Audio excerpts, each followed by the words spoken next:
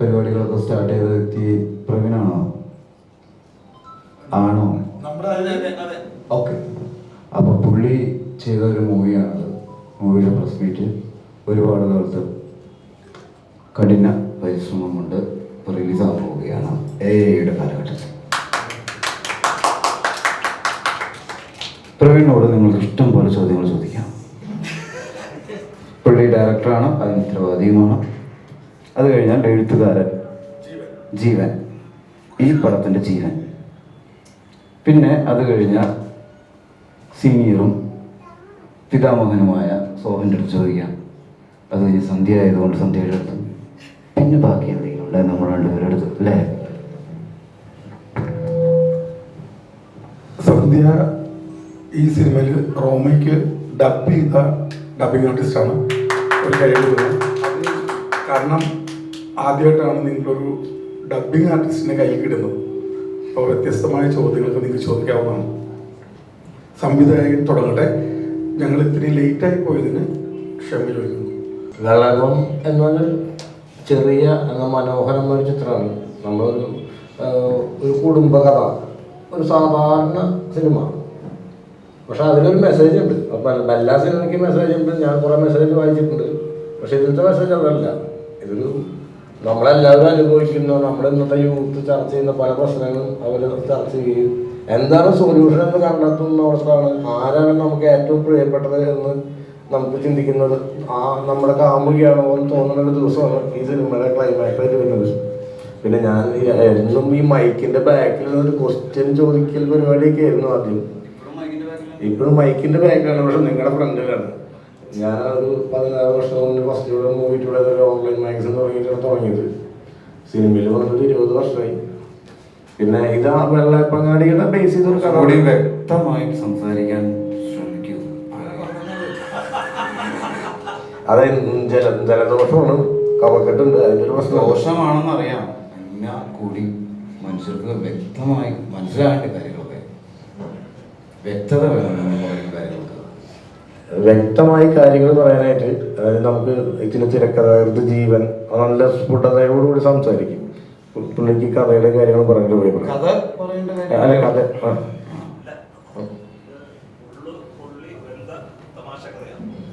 ഒരാളുടെ ഉള്ളു പൊള്ളി നിൽക്കുമ്പോ പുറത്തുള്ളവർക്ക് അതൊരു തമാശയാണല്ലോ.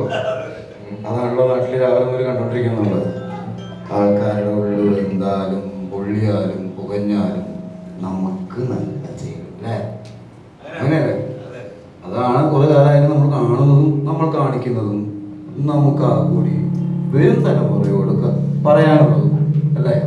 അല്ലാതെ ഈ നാട്ടിലെ വേറെ എന്തെങ്കിലും കഥകൾ പറയുന്നുണ്ടോ? ഉണ്ടോ? ഇല്ല. അതുകൊണ്ടാണ് ഉള്ളു വെന്ത് ഉള്ളു പൊള്ളി വെന്ത, അത് പുള്ളി തന്നെ പറയണം. പുള്ളിയാണ് ഇവിടെ തുടങ്ങി വെച്ചതൊക്കെ. എന്ത് തോന്നുന്നു? ഇത് ഒരു നമ്മളെല്ലാവരും അനുസരിച്ചൊരു സിനിമ. പക്ഷെ അത് തന്നെ നേരത്തെ പറഞ്ഞത്.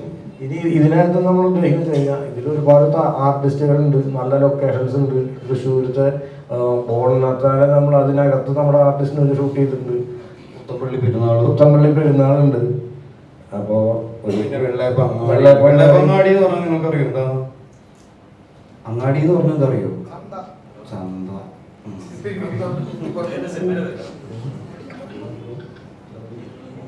ഇത് പുത്തമ്പള്ളിയുടെ ബാക്കിലുള്ള ഒരു സ്ട്രീറ്റാണ് തെരുവ്. അവിടെ വെള്ളയപ്പം, കൊഴലപ്പം, ഉണ്ണിയപ്പം, അച്ചപ്പം ഇങ്ങനെയൊക്കെ കിട്ടും. ഈ വെള്ളയപ്പം ഇല്ലാതെ ഒരു പരിപാടി തൃശ്ശൂർ ജില്ലയിൽ നടക്കാറില്ല. അതോണ അല്ലേ? എന്താണെങ്കിലും രാവിലെ വെള്ളയപ്പം, പുഴുങ്ങിയ പഴവും. തൃശ്ശൂരുകാരുണ്ട് ആരെങ്കിലും? കഴിച്ചിട്ടില്ലേ വെള്ളയപ്പം? പ്രവീൺ കഴിച്ചിട്ടുണ്ടോ? ആ സമയമാകുമ്പോൾ എഴുന്നേറ്റിട്ടുണ്ടെങ്കിൽ കഴിക്കാം. പിന്നെ ആരെങ്കിലും ജീവൻ കഴിച്ചിട്ടുണ്ടോ? അങ്ങനെയാണോ ഈ കഥ ഉണ്ടായത്? എൻ്റെ വീട് കൊക്കഞ്ചേരിയാണ്. ഓക്കെ. അവിടെ എല്ലാ ഞായറാഴ്ചകളും പണ്ട് ഈ പുത്തമ്പള്ളിയിലൂടെയാണ് വെള്ളയപ്പം വാങ്ങാൻ പോകുന്നത്. സിനിമ മനസ്സിൽ കയറി ആ ടൈം തൊട്ടേ വെള്ളയപ്പം പശ്ചാത്തലം ഉള്ളിലുണ്ട്. ആ തെരുവ്, അങ്ങാടി, അവിടുത്തെ ക്യാരക്ടേഴ്സ്. അപ്പോൾ അത് അത്രയും പരിശുദ്ധമായ ഒരു പ്രണയം അവിടെ ഉണ്ടാകുമെന്ന് എനിക്ക് ഉറപ്പായിരുന്നു. പിന്നെ ഒരു സാറ നമ്മുടെ മെയിൻ ക്യാരക്ടർ. അപ്പോൾ അവിടെ ആ പശ്ചാത്തലത്തിൽ നല്ല വെള്ളയപ്പം പോലെ തന്നെ പരിശുദ്ധമായ പ്രണയം. അത് ഉള്ളി കണ്ട തമാശക്കഥയോടെ പറഞ്ഞു. ഇതാണ് വെള്ളയപ്പം. ഇത് 8 വർഷമായിട്ടുണ്ട് ഇതിന്റെ സ്ക്രിപ്റ്റ് ഞാൻ കംപ്ലീറ്റ് ചെയ്തിട്ട്. അതിൻ്റെ ഇടയിൽ കുറച്ച് ഫിനാൻഷ്യൽ വേറെ പ്രോബ്ലംസ് ഒക്കെ ഉണ്ട്. ബിസിനസ്സിലേക്ക് നീങ്ങി ഇപ്പോൾ വീണ്ടും സിനിമയിലേക്ക് കിടക്കുന്നു. അപ്പോൾ വെള്ളയപ്പം തന്നെ അതിൽ തുടങ്ങുന്നു. എന്നെ അപേക്ഷിച്ചിടത്തോളം ഒരു റൈറ്റർ എന്ന രീതിയിൽ ഒരു 100 പേരെ ലൊക്കേഷനിൽ എത്തിക്കുക എന്നുള്ളതാണ് എൻ്റെ ഉത്തരവാദിത്വം. അപ്പോൾ സ്ക്രീനിൽ ഞാൻ ആ വലിയൊരു പ്രതീക്ഷയോടെ വിജയത്തോടെ വന്നിരിക്കുമെന്ന പ്രതീക്ഷയുണ്ട് എനിക്ക്. ഇതാണ് വെള്ളയപ്പത്തിനെ കുറിച്ച് പറയുന്നത്.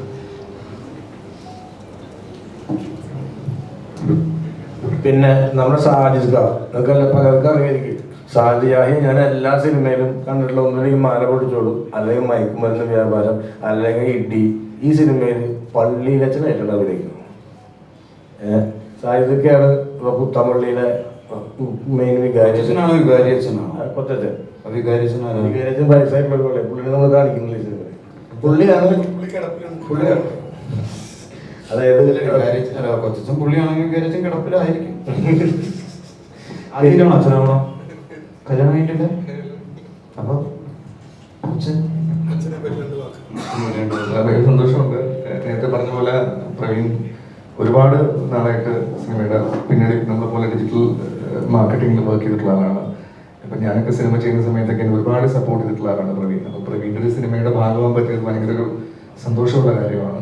ആ സിനിമയ്ക്ക് ഒരു സപ്പോർട്ടായിട്ട് നമ്മളെല്ലാവരും പഠിക്കുന്നത് ഭയങ്കര പ്രൗഡ് മൊമെൻ്റ് ആണ്. എന്തായാലും ആ സിനിമ നന്നായിട്ട് വരട്ടെ. ഒരുപാട് ഭയങ്കര ഒരു ചെറിയൊരു സെറ്റപ്പിൽ പുള്ളി ഉണ്ടാക്കിയ ഒരു വലിയ സിനിമയാണ് വെള്ളയപ്പം. അപ്പോൾ എല്ലാവരും ആ സിനിമ തിയേറ്ററിൽ വന്ന് കാണണം. ഇതുപോലത്തെ ചെറിയ സിനിമകൾ വിജയിച്ചാൽ മാത്രമേ ഇൻഡസ്ട്രി നിലനിൽക്കത്തുള്ളൂ. അതുകൊണ്ട് ഇങ്ങനത്തെ സിനിമകൾ സപ്പോർട്ട് ചെയ്യുക. അപ്പോൾ ഷെയ്നും ഒരുപാട് ആർട്ടിസ്റ്റുകളുള്ള സിനിമയാണ്. പ്രവീണിൻ്റെ ഈ 20 വർഷത്തെ കോൺടാക്ട്സ് ഉള്ള എല്ലാവരും പ്രവീണിന് വേണ്ടി ഈ സിനിമയിൽ ഒത്തുചേർന്നിട്ടുണ്ട്. അപ്പം നിങ്ങളെല്ലാവരും സിനിമ സപ്പോർട്ട് ചെയ്യുക, കാണുക. എൻ്റെ ഒരു രസമുള്ള ചെറിയ ക്യാരക്ടറാണ് ഇപ്പോൾ വെച്ച് നേരത്തെ പറഞ്ഞ പോലെ. അപ്പോൾ എന്തായാലും സന്തോഷം. പിന്നെ നമ്മുടെ സിനിമയിൽ മെയിൻ റോൾ ചെയ്യുന്നത് റോമിൻ ഷൈൻബായാണ്. പിന്നെ അക്ഷയ അഭിനയിച്ചിട്ടുണ്ടായിരുന്നു, അക്ഷയ രാധാകൃഷ്ണൻ. പുള്ളി ബോളിവുഡ് സിനിമകളുടെ നൂറിനും 2 പേഴ്സാണ്. ഒന്ന് റോമിൻ ഷൈനും, പിന്നെ ഒരു പേര് അക്ഷയും നൂറിനുമാണ്. അവരാണ്. അപ്പൊ നമ്മള് ഈ സിനിമയിലെ എല്ലാ ക്രൂവിനും ഉൾക്കൊള്ളിക്കാന്നൊക്കെ വിചാരിച്ചിട്ടുണ്ട്. പക്ഷെ ചില പ്രത്യേക സാഹചര്യത്തിൽ പറ്റില്ല. പക്ഷെ റോമയ്ക്ക് വേണ്ടി വർഷങ്ങളെ ശ്രീ ചേച്ചി ഡബ് ചെയ്തോണ്ടിരുന്നത്. ഇപ്രാവശ്യം ഞങ്ങൾ കൊറോണ സമയത്ത് ഡബ് ചെയ്യുന്നവരുണ്ട്. നമ്മുടെ സന്ധ്യക്ക് പറയാൻ നിങ്ങൾ ചോദിക്കുന്നില്ല ഒന്നും. അല്ല ഇതൊക്കെ അവിടെ മാറിയിരിക്കുന്ന കാരണമാണ് ചോദ്യങ്ങളൊന്നും അവിടെ വരാത്തത്. വെള്ളയപ്പത്തിന് പിന്നെ വെള്ളയപ്പം എന്നല്ലാതെ പിന്നെ ചപ്പാത്തിന്ന് വരുന്നത്.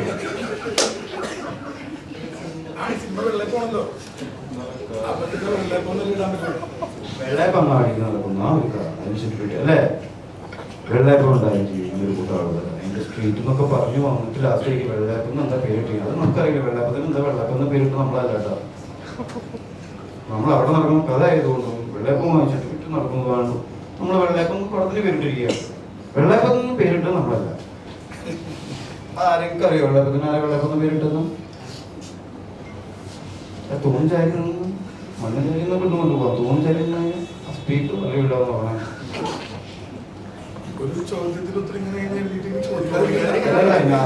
ചോദ്യം ഉണ്ടാവുമ്പോഴാണ് ഇവിടെ ലൈവ് ആവണോ. അല്ലെങ്കിൽ ഒരു കാര്യം ഉണ്ടാവില്ല. നിങ്ങൾക്ക് വിളിച്ചു കിട്ടണം. അത് വഴി നമ്മൾ അറിയപ്പെടുന്ന മലയാളം അല്ലേ? ഇത് കേട്ടാലും ഇപ്പം എന്താ മലയാളം അറിഞ്ഞാൽ മതി.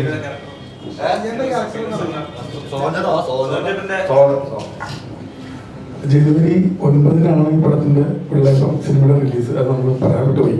അന്നും ഭയങ്കരമായ വേറെ ചിത്രങ്ങളൊക്കെ ഉണ്ട്. ആ പല ചിത്രങ്ങളും വെള്ളയപ്പം റിലീസാവുന്നതുമായി ബന്ധപ്പെട്ട് റിലീസ് മാറ്റാനായിട്ട് ആലോചിക്കുന്നുണ്ട്. അത് നിങ്ങൾക്ക് വളരെ മനസ്സിലാവും. എൻ്റെ ക്യാരക്ടർ ഈ വെള്ളയപ്പം എന്തിനാണ് ഈ സിനിമയ്ക്ക് പേരിട്ടെന്ന് ചോദിച്ചല്ലോ. ഈ സിനിമ ഈ വെള്ളയപ്പങ്ങാടിയിൽ ആദ്യമായിട്ട് ഒരാൾ കണ്ടുപിടിച്ച് അയാൾ ഈ വെള്ളയപ്പം വിറ്റ് ഭയങ്കര കാശുകാരനൊക്കെ ആയ ഒരു പശ്ചാത്തലം ഈ സിനിമയ്ക്കുണ്ട്. അപ്പോൾ കണ്ടുപിടിച്ചത് ഒരാളാണെങ്കിലും അതിൻ്റെ ഗുണം ഉണ്ടായത് വേറെ ആൾക്കാണ്. അപ്പോൾ മലയാളികൾക്ക് ഏറ്റവും ഇഷ്ടപ്പെട്ട വെള്ളയപ്പം ഈ സിനിമയിൽ കാണിക്കുന്നത് എൻ്റെ കഥാപാത്രമാണ് കണ്ടുപിടിച്ചത്. ഞാനാണ് വെള്ളയപ്പം കണ്ടുപിടിച്ചാൽ. അപ്പം കണ്ടുപിടിച്ചാൽ ഞാനാണ്. അപ്പോൾ ഇത് നമുക്ക് കേൾക്കുമ്പോൾ തന്നെ അറിയാം, വെള്ളയപ്പം നമുക്കൊക്കെ സുപരിതമായൊരു നമ്മുടെ ഒരു പലഹാരം. അതുകൊണ്ട് അതിൻ്റെ ഉത്ഭവവും അതിലൂടെ അതിൻ്റെ ഒരു ചരിത്ര പശ്ചാത്തലത്തിലൂടെയൊക്കെയാണ് ഇതിന്റെ കഥ വികസിക്കുന്നത്. അതിൻ്റെതായിട്ടുള്ള എല്ലാ രസവും ഈ സിനിമയ്ക്കുണ്ട്. നിങ്ങൾക്ക് ഉറപ്പായിട്ടും ഈ സിനിമ ഇഷ്ടപ്പെടുകയും ചെയ്യും. ഈ വെള്ളയപ്പം ഒരു ആൽക്കഹോളിക് ഫുഡാണ് അല്ല, ഈ കള്ളി ചേർത്തിട്ടാണല്ലോ ഉണ്ടാക്കുന്നത്. ഇല്ല, ഞാൻ കണ്ടുപിടിച്ച വെള്ളയപ്പത്തിൽ കല്ലില്ല. അപ്പം ഇഷ്ടമാണ്. എല്ലാത്തരം അപ്പങ്ങളും എല്ലാത്തരം അപ്പങ്ങളും അല്ല, എല്ലാത്തരം അപ്പങ്ങളും എനിക്ക് തോന്നുന്നു എല്ലാത്തരം അപ്പങ്ങളും എനിക്ക് ഇഷ്ടമാണെന്ന് തോന്നുന്നു. ഞാൻ പെട്ടെന്ന് ആലോചിച്ചിട്ട് എനിക്ക് ഇഷ്ടമല്ലാത്ത അപ്പം എന്റെ മനസ്സിലേക്ക് വന്നില്ല. അപ്പം മാത്രമേ ഉള്ളൂ. അപ്പാപ്പന് അത്ര ഇഷ്ടമല്ല. അല്ല 10-ാം തീയതി അല്ലപ്പോ പറഞ്ഞു. 9-ാം തീയതി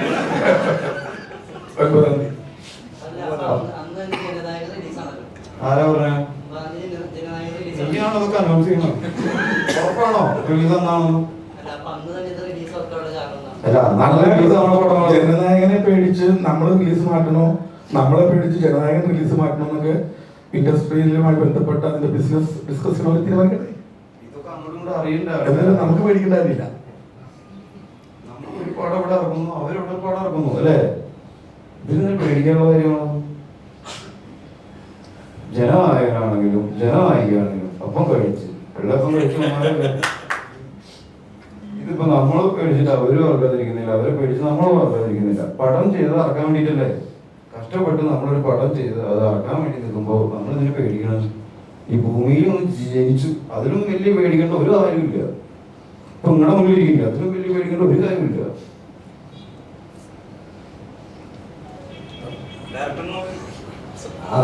ഇതിനകത്ത് വേറൊരു കാര്യത്തില് ഇപ്പൊ 9-ാം തീയതി ജനനായകൻ മാത്രമാണ് നമ്മൾ പ്രതീക്ഷിച്ചത്. അതിന്റെ ഒപ്പം മറ്റേ ശിവകാർത്തികേയന്റെ സിനിമയും പ്രഭാസിന്റെ സിനിമയും കഴിഞ്ഞ ആഴ്ച അനൗൺസ് ചെയ്തത്. നമുക്ക് ഒരു 600 സ്ക്രീനുകളിൽ നമുക്ക് മാന്യമായിട്ട് 100ഓളം സ്ക്രീൻ കിട്ടിയതായിരിക്കും. പക്ഷെ ഇപ്പൊ നമുക്ക് 45 സ്ക്രീനുള്ളൂ. നമ്മൾ ഹാപ്പിയാണ്, നമ്മുടെ കുഞ്ഞിപ്പടല്ലേ. പിന്നെ നമ്മൾക്ക് ഓപ്പോസിറ്റ് നിൽക്കുമ്പോ ഏറ്റവും വലിയ ആളുകൾക്ക് എതിരെ നിൽക്കുക എന്റെ സുഖം. നമ്മളല്ലാണ്ട് ഒരു ചെറിയൊരു ആർട്ടിസ്റ്റ് നമ്മൾ നിൽക്കുമ്പോ ഇപ്പൊ വിജയിക്കെതിരെ നമ്മളിവിടെ നിൽക്കണം. നമ്മളല്ലുള്ളൂ മലയാള സിനിമ എതിരല്ല, ഓപ്പോസിറ്റ് നിൽക്കണം. എതിരെന്നല്ല ഞാൻ പറഞ്ഞ, അവർക്കൊപ്പം നമ്മളുണ്ട്.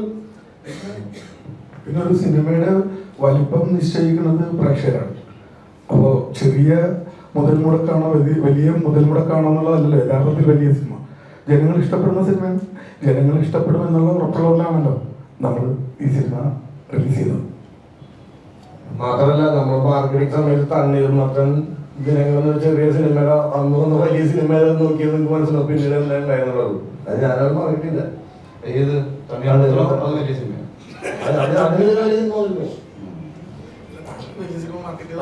സിനിമയാണ്, നമ്മള് സിനിമയാണ്. അത് വലുതായാലും ചെറുതായാലും കണ്ടിറങ്ങുന്നവരെ നമുക്ക് സ്ക്രീൻ മതി. ആക്ച്വലി ഈ കൊല്ലാവസാനം സിനിമയിൽ 560 കോടി നഷ്ടം, അത്ര കോടി നഷ്ടം എന്നൊക്കെ പറയുന്നത് വളരെ അത് ഒരിക്കലും ശരിയായ ഒരു പ്രവണതയല്ല. ആക്ച്വലി ഇവിടെ വിജയിച്ച പടങ്ങളെക്കാൾ കൂടുതൽ പ്രേക്ഷകർ അധികം വന്ന് കാണാത്ത പടങ്ങളാണ് കൂടുതലും പല മാധ്യമങ്ങൾക്കും മെറ്റീരിയൽസ് ആയിട്ട് ഇപ്പോഴും പോകുന്നത് അല്ലേ? ഒരു സിനിമ കൂടുതൽ ആൾക്കാർ കണ്ടു, കൂടുതൽ കളക്ഷൻ കിട്ടി എന്നുള്ളത് മാത്രമല്ല ഒരു സിനിമയുടെ വിജയം. ഇപ്പൊ ഒരു മോശം സിനിമ ഇറങ്ങുമ്പോഴാണ് ഒരുപാട് നിരൂപകരുണ്ടാവുകയും അവർ ജീവിച്ചു പോകുന്നത് അല്ലേ? ആണോ? എല്ലാ മീഡിയയും ഉപയോഗിക്കുന്നത് ഏത് മെറ്റീരിയലാണ്? സിനിമയുടെ മെറ്റീരിയൽ. ഇൻസ്റ്റാഗ്രാം ആണെങ്കിലും ഈ ഓൺലൈൻ മീഡിയ ആണെങ്കിലും വാർത്താമാധ്യമങ്ങളാണെങ്കിലും ഇനിയിപ്പം ന്യൂസ് ചാനലിൽ ചോദിക്കും, ഇവരും ഏറ്റവും കൂടുതൽ ന്യൂസ് പോകുന്ന സിനിമാക്കാരായിട്ടല്ലേ? അപ്പൊ എല്ലാ രീതിയിലും ഈ സിനിമ കൂടുതൽ കാണുന്നതല്ല വിജയം. ഇപ്പൊ 10 ദോശ ഉണ്ടാക്കി അതിൽ 8 ദോശ പൊട്ടിപ്പോയി വെച്ചിട്ട് കഴിക്കാൻ പറ്റാത്ത അവസ്ഥയൊന്നും ഇല്ലല്ലോ. ഈ കുറ്റം പറയുന്ന ആളുകൾക്ക് കുറ്റം പറയാനായിട്ടെങ്കിലും ഉപകാരപ്പെടുന്നുണ്ടല്ലോ ഈ പടങ്ങൾ അല്ലേ? പിന്നെ നമ്മള് ഇത് മോശമാവാനും ആള് കയറാതിരിക്കാനും ഒക്കെ ഉണ്ടാക്കുക പടങ്ങൾ ഉണ്ടാക്കുന്നത്. അത് ഒരു രീതിയിലല്ലെങ്കിൽ മറ്റൊരു രീതിയിൽ നമ്മുടെ സമൂഹത്തിനും പല പല ആളുകളും പല മേഖലകളിലും അതിനെ ഉപയോഗപ്പെടുത്തുന്നുണ്ട്. മനസ്സിലായോ പറഞ്ഞത്?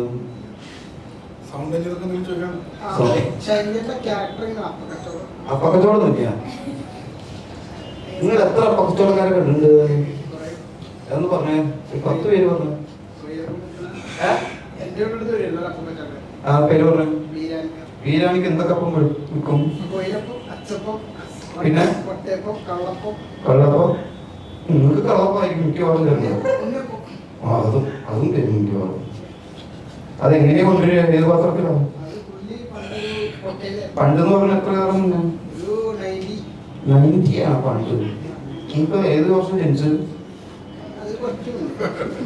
അതിന് 91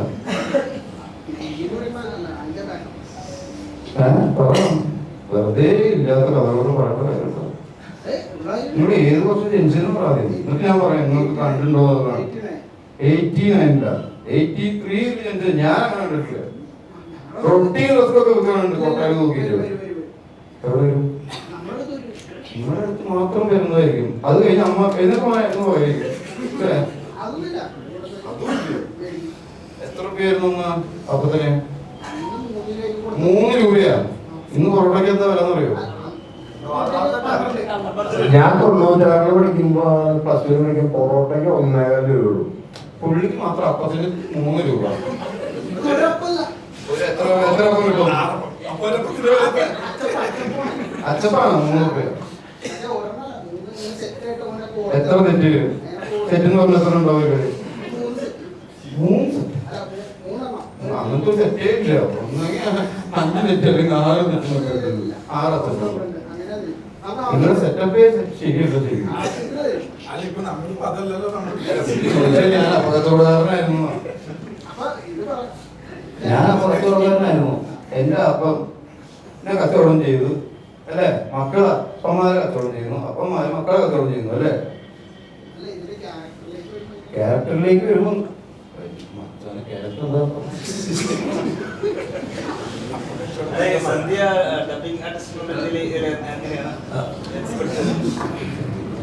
ഞാൻ പ്രവീൺ ചേട്ടനാണ് എന്നെ ആദ്യമായിട്ട് വിളിക്കുന്നത്. ഞാൻ ആക്ച്വലി ഒരു ആക്ട്രസ് ആണ്. എൻ്റെ ഫസ്റ്റ് മൂവി ആളൊരുക്കമാണ്. അതിനകത്ത് നായികയായിട്ട് ചെയ്തതാണ്. പിന്നെ അങ്ങനെയാണ് ഞാൻ പ്രവീൺ ചേട്ടനെ പരിചയപ്പെടുന്നത്. അപ്പോൾ ഇല്ല, അല്ലാതെ ഞാൻ ആ വഴിയാണ്, സിനിമയാണല്ലോ, അപ്പൊ അങ്ങനെയാണ് പരിചയപ്പെടുന്നത്. അപ്പം ഈ പറഞ്ഞ ലോക്ക്ഡൗൺ ആയ സമയത്താണ്. കുറേ പ്രശ്നമുണ്ടല്ലോ അല്ലേ? ശരിക്കും ഏത് വർഷം തുടങ്ങിയിട്ടുണ്ട്? വർഷം പറയാം. 2001. കൊറോണ വന്നപ്പോഴാണ്. 2020. എത്ര വർഷം ഉണ്ടായിരുന്നു കൊറോണ? 3 വർഷമാണ്. 2 വർഷം എനിക്കറിയില്ല. നമ്മളൊക്കെ 2 വർഷം മാക്സിമം ഉണ്ടായിട്ടുള്ളൂ കൊറോണ.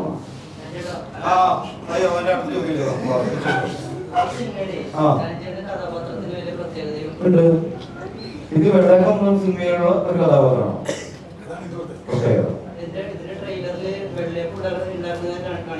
കാണിക്കുന്നുണ്ടോ? ഞാൻ ഉണ്ടാക്കുന്നതായിട്ടാണ്.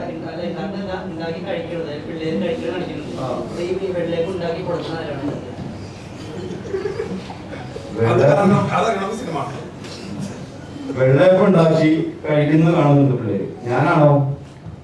അല്ലല്ലോ. ഞാൻ പാചക ശ്രമിക്കപ്പെടുത്തുള്ളൂ കാര്യമില്ല. പിന്നെ ഈ പടത്തിലും ഞാൻ പാചകക്കാരനല്ലോ, രാഷ്ട്രീയക്കാരനായിട്ടാണ് ഞാൻ ഇരിക്കുകയാണ് ഞങ്ങളത്. അതിന്റെ ഇടയിലാണ് ചോദിച്ചത്.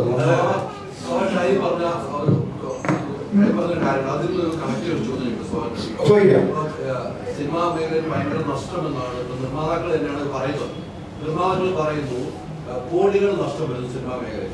അങ്ങനെ പറയുമ്പോൾ സിനിമാ മേഖല സ്പന്ദിക്കുന്നു. പ്രൊഡ്യൂസർമാർ ഇങ്ങ് വരുന്ന ഞങ്ങൾ സംഘടനയുടെ ഭാഗം കൂടിയാണ്, തൊഴിലാളി സംഘടനയുടെ ഭാഗം കൂടിയാണ്. ഇത്തരം ഒരു പ്രവണത ഈ നിർമ്മാതാക്കൾ ഈ എന്നും നഷ്ടക്കണക്കുകളല്ലാതെ ലാഭക്കണക്കുകൾ പറയുന്നില്ല. അത് ഈ സംഘടനകൾ ഒന്നിച്ചിരുന്ന് തീരുമാനിക്കുക, അല്ലെങ്കിൽ സിനിമാ മേഖല ഇല്ലാതാവുന്ന വിഷയത്തിൽ അങ്ങനെ സംഘടനയുടെ ഭാഗം കൂടിയാണ്. ഇത്തരം ഒരു ഷൈൻ പറഞ്ഞ കറക്റ്റാണ്. അപ്പൊ ഷൈൻ പറഞ്ഞത് കൃത്യമായിട്ട് മറുപടി താങ്കൾക്ക് സാധിക്കും. പ്രിയപ്പെട്ട ഹൈദരാലിയോട് ഒരു കാര്യം പറയാനുള്ളത്, ആ വിഷയങ്ങൾ മാത്രം ചർച്ച നമുക്കൊരു പ്രസ് മീറ്റും കാര്യങ്ങളും വിളിക്കാം. ഇതിപ്പോ വെള്ളയപ്പം എന്ന് പറഞ്ഞാൽ വെള്ളയപ്പം എന്ന് പറഞ്ഞ സിനിമയുടെ പ്രൊമോഷൻ, ഇതൊരു ചെറിയ സിനിമയാണ്. അപ്പോ ഇതിന്റെ പ്രൊമോഷനുമായി ബന്ധപ്പെട്ട് നമ്മൾ പറയുന്നത് തന്നെയാണ് പോവേണ്ടത്. നമ്മൾ ഇത്തരം വിവാദ വിഷയങ്ങളിലേക്ക് പോകുമ്പോൾ നിങ്ങൾക്ക് എല്ലാവർക്കും അറിയാം. പിന്നെ ഞാനോ ഷൈലോ എവിടെയും ആരെങ്കിലും പറയുന്ന ഏതെങ്കിലും ഒരു കോൺട്രവേഴ്സി ആയിരിക്കും ഈ പ്രസ് മീറ്റിന്റെ കണ്ടന്റായിട്ട് പോവുക. ദയവ് ചെയ്ത് നമുക്ക് ഈ സിനിമയെ നിങ്ങളെല്ലാവരും ഒന്ന് പ്രൊമോട്ട് ചെയ്യേണ്ടതുണ്ട്. അപ്പൊ അതുകൊണ്ട് നമുക്ക് ഇതിന്റെ കാര്യങ്ങൾ ഇവിടെ സംസാരിക്കാം. ഇതുമായി ബന്ധപ്പെട്ട എന്തെങ്കിലും കിട്ടണമെങ്കിൽ ആയിക്കോട്ടെ. കാരണം വേറെ ഇതിലേക്ക് പോകണ്ടല്ലോ എന്ന് വിചാരിച്ചാണ് ഞാൻ. അതാണ് പ്രിയപ്പെട്ട അതേപോലെ തന്നെ ബഹുമാനവും അദ്ദേഹത്തിന്റെ ചോദ്യത്തിന്റെ പ്രാധാന്യവും ഒന്നും കുറച്ചൊന്നുമില്ല. പക്ഷെ നമുക്ക് ഈ സിനിമയിലേക്ക് വരണം. സമയം പോരാ ചർച്ച ചെയ്യാം അല്ലേ? കുറച്ചധികം സമയം വേണ്ടി വരും. അതെ, അപ്പോ അങ്ങനെയാണ് ഇതിലേക്ക് വരുന്നത്. അപ്പോ സാധാരണ റോമയ്ക്ക് വേണ്ടി ഡബ് ചെയ്യാറ് ശ്രീജാരവിയാണ്, ഡബിങ് ആർട്ടിസ്റ്റ് ശ്രീജാരവി. അപ്പോൾ മാമിന് ആ സമയത്ത് വരാൻ പറ്റാതെ പോവുകയും പിന്നെ അതിലേക്ക് വരികയും ചെയ്തതാണ്. അപ്പം അങ്ങനെ ഒരു ഭാഗ്യം എനിക്ക് ഈ സിനിമയിലൂടെ പ്രവീൺ ചേട്ടൻ തന്നു. So thank you so much. പിന്നെ ഡബിങ്ങിന് നമ്മുടെ ക്യാരക്ടറിന് വേണ്ടി ഡബ് ചെയ്യുമ്പോൾ നമുക്ക് ആക്ച്വലി കുറച്ചും കൂടി ഈസിയാണ്. വേറൊരാളുടെ ക്യാരക്ടറിനെ നമ്മൾ ഡബ് ചെയ്യുമ്പോൾ കുറച്ചും കൂടി ആക്ച്വലി ടഫാണ്, ഭയങ്കര ടഫാണ്.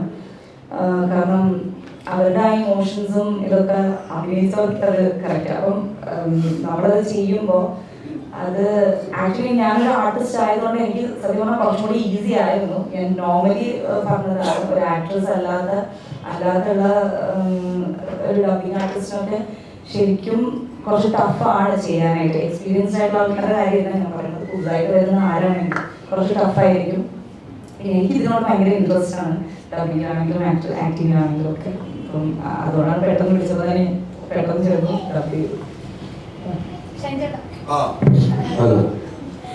റോമൻ എന്ന് പറയുമ്പോൾ നമ്മൾ ചോക്ലേറ്റിലും നോട്ട്ബുക്കിലൊക്കെ എല്ലാവരും പ്രിയ നായികയായിരുന്നു.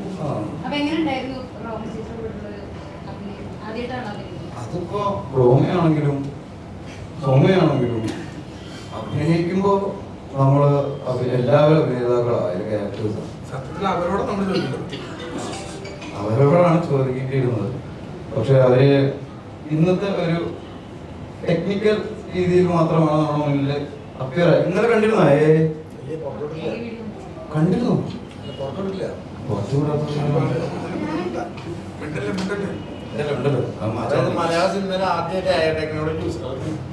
മലയാള സിനിമയിൽ ആദ്യമായിട്ട് ടെക്നോളജി യൂസ് ചെയ്തിട്ട് ആർട്ടിസ്റ്റിനെ ക്രിയേറ്റ് ചെയ്യുന്ന സംഭവം നമ്മൾ ചെയ്തിട്ടുണ്ട്. ഇതിപ്പോ 5 മണിയാകുമ്പോൾ അപ്പോ അത് വലിയ സംഭവമല്ല. പക്ഷെ നമ്മളോട് ഓസ്ട്രേലിയയിൽ സഹകരിക്കാൻ പറ്റില്ല ഒരു സാഹചര്യം വരണം.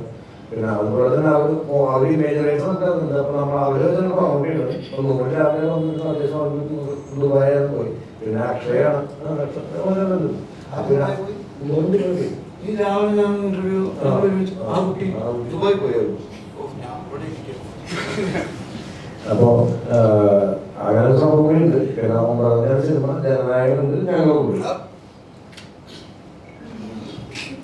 ഇലക്ഷൻ അനുസരിച്ച കാര്യമൊക്കെ അറിയാലോ അല്ലേ? ഈ സിനിമകളിലെ വലിയ നഷ്ടം എന്ന് പറഞ്ഞ് പ്രൊഡ്യൂസർമാരെ കണക്കുമ്പോൾ സിനിമയുടെ എണ്ണം കുറയുന്നു, പ്രൊഡ്യൂസർമാരെ കിട്ടാത്ത അവസ്ഥ പ്രതിസന്ധിയിലേക്ക് സിനിമ പോകുന്നുണ്ട്. ഷൈന് തോന്നുന്നു നിങ്ങളൊന്നും ഒരു പടം പ്രൊഡ്യൂസ് ചെയ്യാനായിട്ട് വന്നതായിട്ട് എനിക്കറിയാം ഇല്ലേ? എന്തുകൊണ്ടത് ചെയ്തില്ല?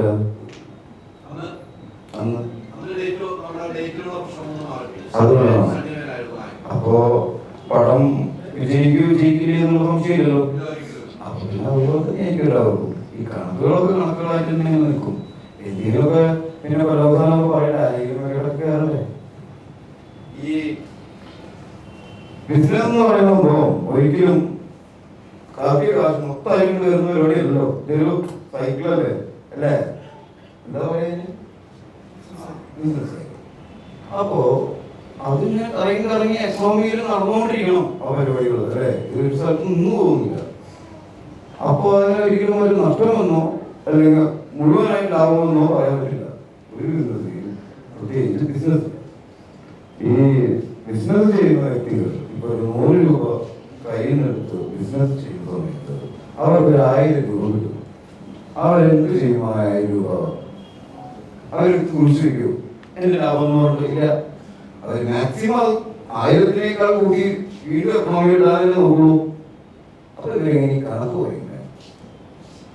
ആക്ച്വലി ഇത് 560 അല്ലെങ്കിൽ 360 പറയുന്ന നാട്ടിൽ ഇതാരും എണ്ണി നോക്കാനോ കണക്കൂട്ടി നോക്കാനോ പോകുന്നില്ലല്ലോ. പരിപാടികളോടെ ഇത് നടന്നുകൊണ്ടല്ലോ. കാശിടുന്നു, അത് തിരിച്ചെടുക്കുന്നു, ഇരുടുന്നു. Business is moving on. ഈ ഇൻഡസ്ട്രി, അതായത് നമ്മുടെ ഇന്ത്യയിലെ ഈ കഴിഞ്ഞ ഒരു വർഷം അല്ലെങ്കിൽ കഴിഞ്ഞ 2 വർഷമായിട്ട് ഏറ്റവും കൂടുതൽ സിനിമകൾ ഉണ്ടാകുന്നതും ഏറ്റവും കൂടുതൽ സിനിമകൾ വിജയിച്ചിട്ടുള്ളതുമായിട്ടുള്ള ഒരു ഇൻഡസ്ട്രി മലയാളം ഇൻഡസ്ട്രിയാണ്. ഞാൻ തെലുങ്കിലും കന്നഡയിലും തമിഴിലും അഭിനയിക്കുന്ന എനിക്കറിയാം അവിടെ എത്ര പടങ്ങൾ ഇറങ്ങുന്നുണ്ട്, എത്ര പടങ്ങൾ ഹിറ്റാവുന്നുണ്ട്. ഇത്രയും ചെറിയൊരു സംസ്ഥാനത്ത് നിന്ന് ഇത്രയും പടങ്ങൾ ഉണ്ടാവുകയും അത് കൊറോണയായിട്ട് പോലും ഇവിടെ നിർമ്മാണം നിർത്തിവെക്കേണ്ടി വന്നിട്ടില്ല. എനിക്ക് ഇന്ത്യയിലെ ഏറ്റവും കൂടുതൽ വിജയം ഉണ്ടായിട്ടുള്ളൂ മലയാളത്തിലായിരിക്കണം കഴിയുള്ളൂ. ബാക്കി ഇവിടെ വലിയ ഇൻഡസ്ട്രികളിൽ പോലും പടങ്ങളേ ഉണ്ടാവുന്നില്ല. അത് കൃത്യമായിട്ട് പറയുന്നതല്ല. പക്ഷെ ഇങ്ങോട്ടും നമ്മളെ ഇപ്പോഴും ഇത് നഷ്ടം അല്ലെങ്കിൽ മലയാള സിനിമയുടെ നഷ്ടത്തിലേക്ക് എപ്പോഴും കയറിക്കൊണ്ടിരിക്കുന്നത് വേറെ ആരുമില്ല, ഈയുള്ളവരെ. അത് ഇനി മുമ്പ് മുറിക്കാന്ന് അറിയില്ല നമ്മള് അല്ലേ? അപ്പം അവസരത്തിലേക്ക് 3 രൂപ കണക്കുകളൊക്കെയാണ്.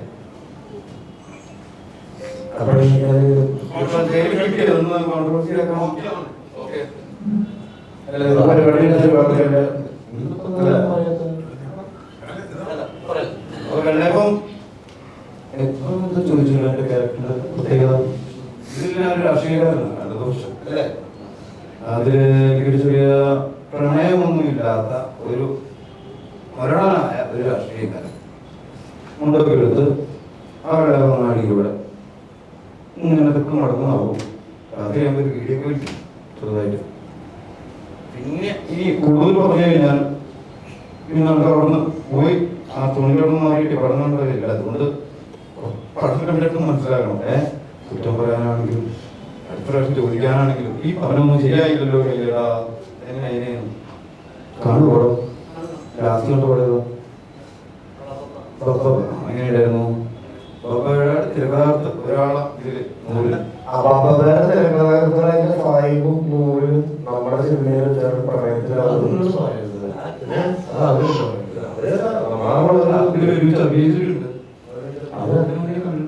രാവിലെ പറഞ്ഞു കിട്ടുന്നുണ്ട്. പക്ഷെ പ്രണയത്തിലാവുന്നത് നമ്മുടെ ഇതിൽ വെച്ചിട്ടാണ്. ഒരുപാട് സമയം ഉണ്ടായിരുന്നു. അതിന്റെ പേരിൽ ഞങ്ങൾക്ക് ബിരിയാണി കിട്ടിയിട്ടുണ്ട്. എനിക്ക് കിട്ടിയിട്ടില്ല. വിളിച്ചിട്ടോ ഞാൻ എന്റെ കല്യാണത്തിന് പ്രായത്തിന് ശേഷം വേറെ കല്യാണമൊന്നും ആഘോഷിക്കാറില്ല. എന്താ സന്ധിക്ക് എന്താ പറയാനുള്ളത്?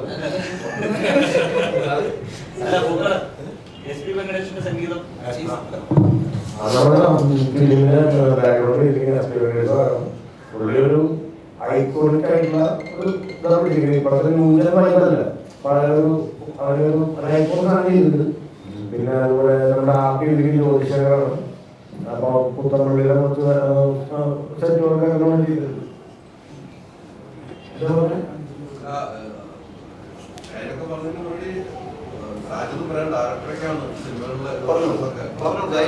ഒന്നും പേടിക്കണ്ട.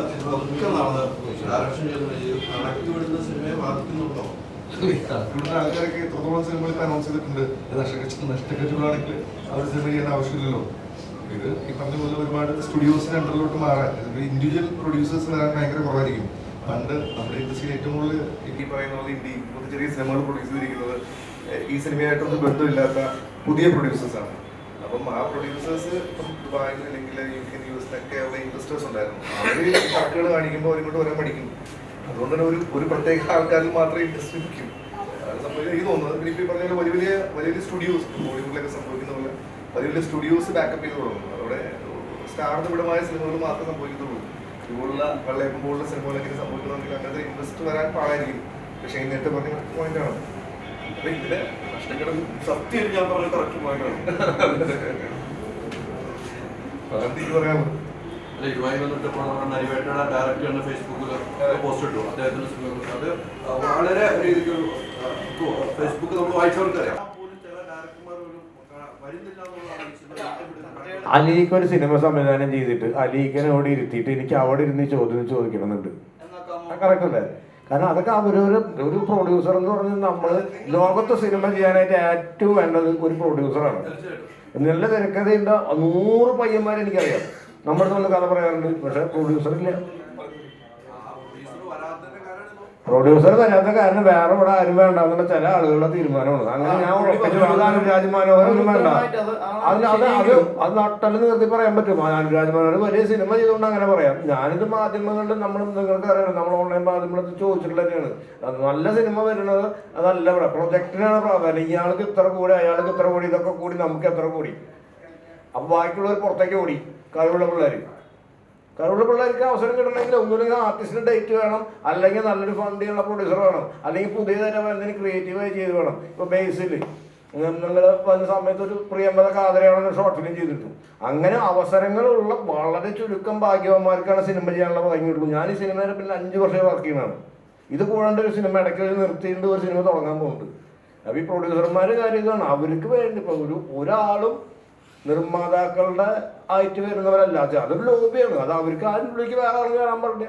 ഇപ്പോൾ ഇപ്പോൾ ഈ സംഘടനകൾ, ഞാൻ സംഘടനയെ കുറ്റം പറയാം, എല്ലാ സംഘടന നല്ലതാണ്. പക്ഷേ ഈ സംഘടനയുടെ ആ ഭാഗത്തുള്ള സംഘടനകൾ, തൊഴിലാളി സംഘടനയുടെ കാര്യമല്ല പറയുന്നത്.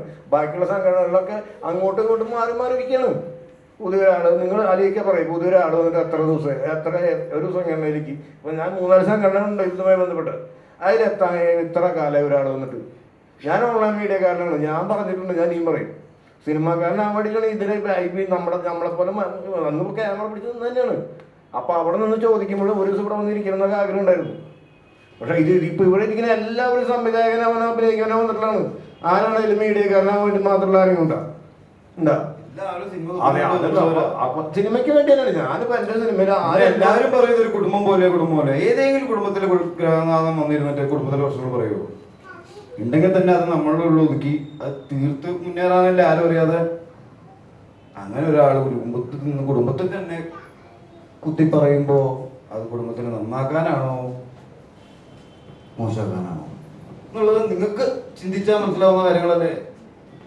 പിന്നെ നിങ്ങൾ വീണ്ടും ചോദ്യങ്ങളായിട്ട് നമ്മുടെ അടുത്ത് വരേണ്ട കാര്യമില്ല. അത് പറയുന്നവരങ്ങോട്ട് പറയാം, ചെയ്യുന്നവരങ്ങോട്ട് ചെയ്യാം. ചെയ്യുന്നവരെന്നും ചെയ്തുകൊണ്ടിരിക്കുക, കുറ്റവും കേട്ടുകൊണ്ടിരിക്കണം, പറയുന്നവർ പറഞ്ഞുകൊണ്ടേയിരിക്കും. അപ്പോൾ നമുക്ക് സന്ധ്യക്ക് എന്തെങ്കിലും പറയേണ്ടതാണോ?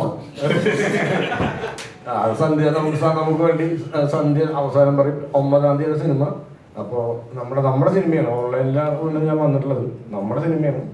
എല്ലാവരും കൂടെ ഉണ്ടാവുക, സപ്പോർട്ട് ചെയ്യാം. ഈ ഒരു കാര്യം ചോദിക്കട്ടെ, നിങ്ങളുടെ ഇത് തുടങ്ങിയതും നിങ്ങളുടെ കൂടെ വർക്ക് ചെയ്തതൊക്കെ ആയ വ്യക്തിയാണല്ലോ. പുള്ളിയുടെ പടം ഒന്ന് ഹിറ്റാക്കി കാണിക്കാൻ പറ്റും നിങ്ങൾക്ക്? എന്താണെങ്കിലും പറ്റുമോ? അങ്ങനെയാണെങ്കിൽ മാധ്യമങ്ങൾ വഴി പടങ്ങൾ ഹിറ്റാക്കും നമ്മൾ ശ്രദ്ധിക്കാം അല്ലേ? പറ്റുമോ? നോക്കാം. നമ്മൾ ട്രൈ ചെയ്യുന്നില്ല.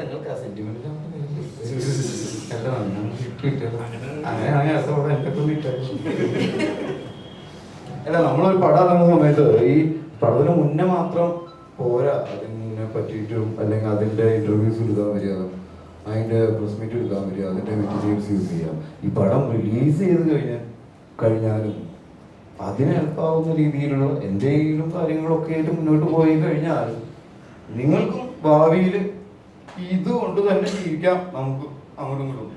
അല്ലെങ്കിൽ ഇവിടെ അതൊന്നും ഉണ്ടാവില്ല. നമ്മള് മനസ്സിലായില്ലേ?